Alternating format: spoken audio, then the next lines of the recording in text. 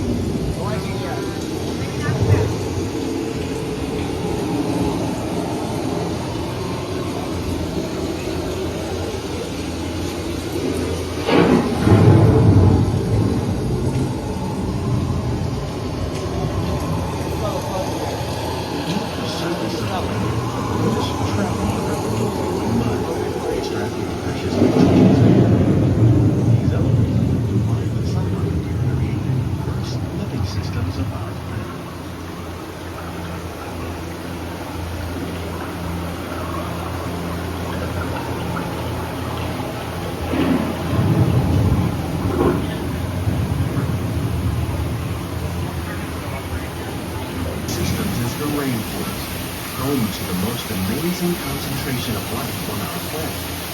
These dense and beautiful forests cover only a tiny portion of the Earth's surface, but they contain more than half of its surrounding planet. Rainforests are also extremely rich and productive providing us with oxygen, food, medicine, and other elements essential to our life.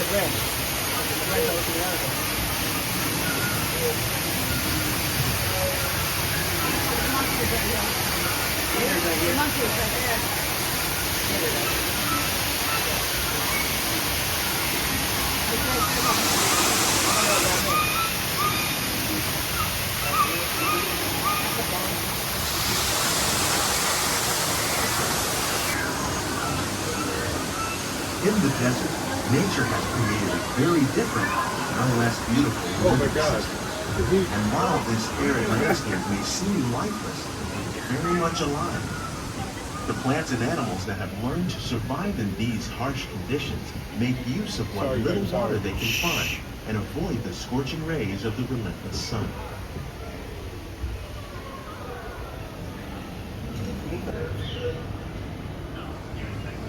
The American prairie once appeared as desolate as the desert, but over time, rainwater and nutrients gradually penetrated the hard surface of this land.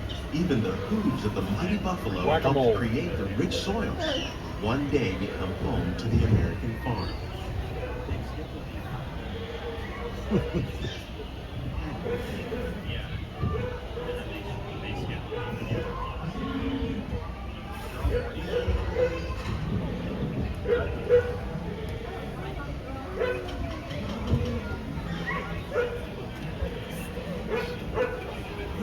The pictures up there.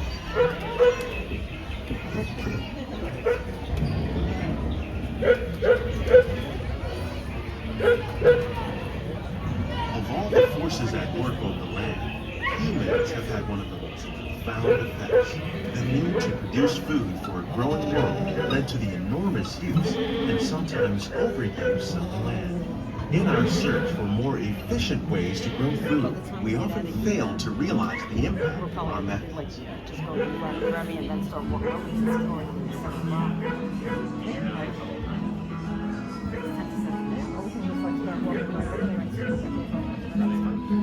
Today, we're learning to live with the land, discovering better ways to grow food that will assure both human and environmental well-being.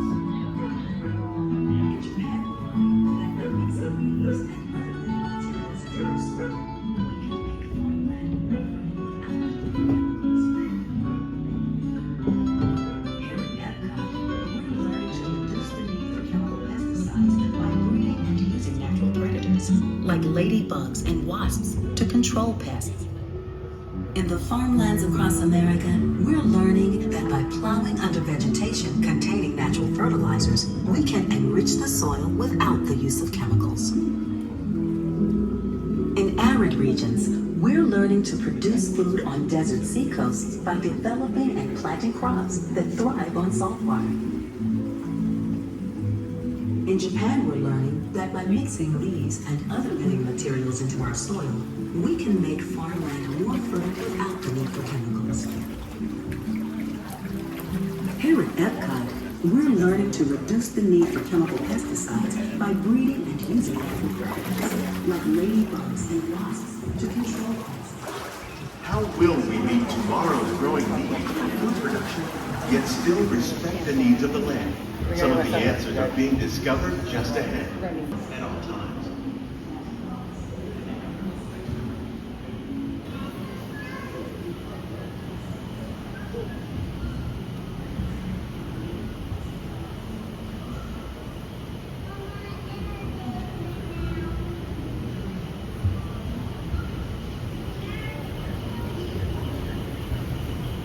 Welcome to our living laboratories, where scientists from EPCOT and the U.S. Department of Agriculture are exploring innovative ways to produce bountiful harvests now and into the future.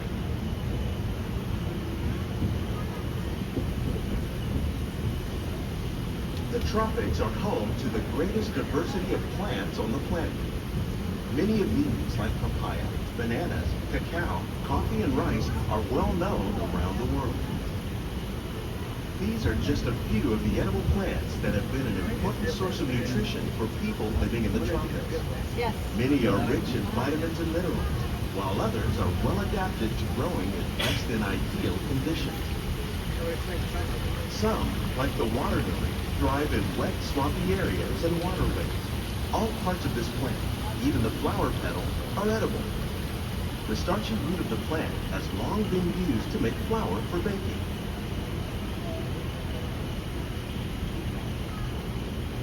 One day, many of these lesser-known tropical plants may be as important as the bananas growing on both sides of the road. More than 28 million tons of bananas are eaten annually, making it the most My sister popular has fruit in the world. banana plants in her backyard. Gotcha.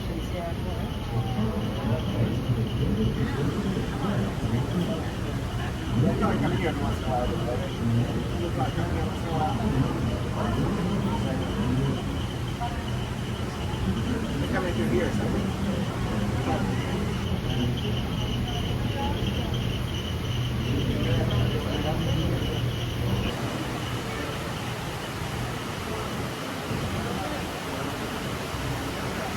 When we mention farming, you probably don't think of fish, but fish farming, or aquaculture, accounts for nearly half of all the seafood consumed globally. Tilapia, bass, and catfish, like the ones you see here, are three of the more popular crops raised by fish farmers. The sustainable system we're using here recycles the water in the tanks. As a result, we're able to save millions of gallons each year. Our small fish farm produces nearly 5,000 pounds of fish each year to serve in restaurants around Walt Disney World. Innovations like this one can play an important role in our effort to produce powerful harvests and still protect natural resources.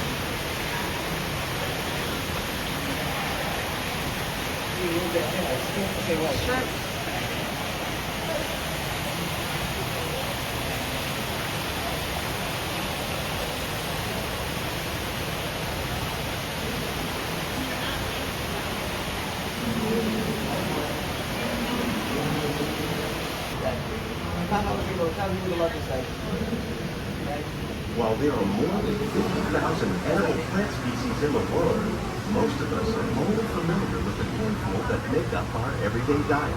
The common grains growing here, maize, sorghum, and millet, plus rice, account for nearly 2/3 of our global food consumption.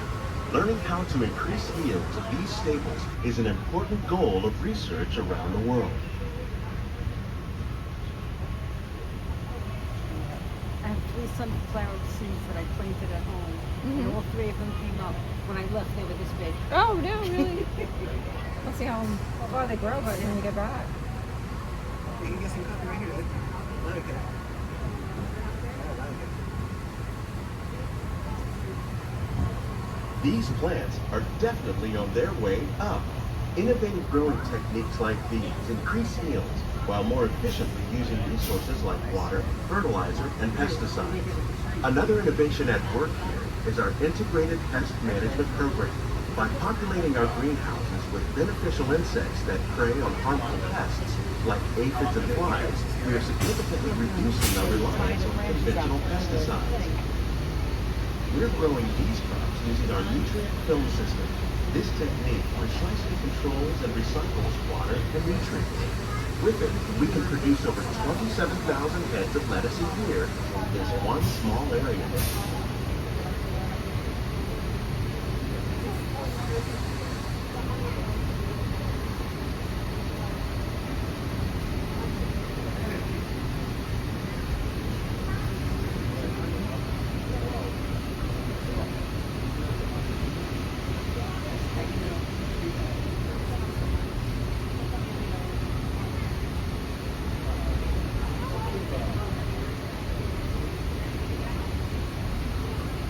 Some of our best ideas have been inspired by nature, like these fruit and vegetable trees.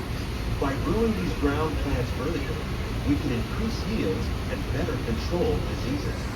These crops taste as good as they look. In fact, we serve more than 15 tons of produce from our greenhouses in restaurants here at the land every year.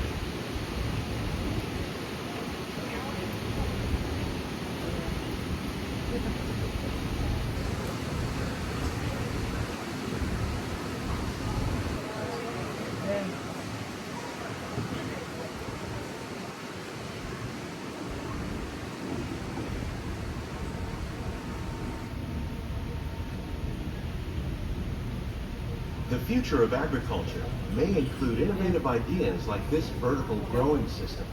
Plants grown in this way use a fraction of the space required by traditional growing methods. That saves water and increases production.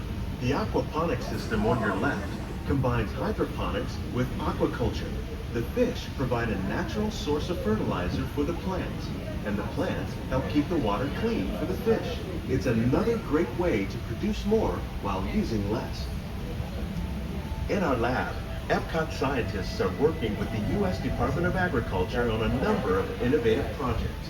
The goal of these efforts is to produce higher yielding and better quality plants.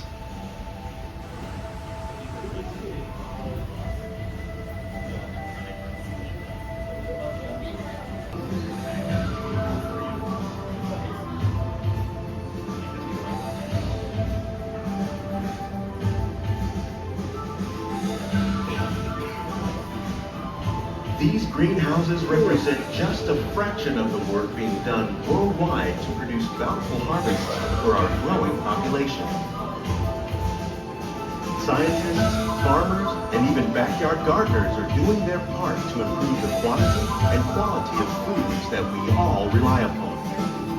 Together, we can continue to find more ways to increase food production and protect our precious natural environment. Only then will we truly be living with the land.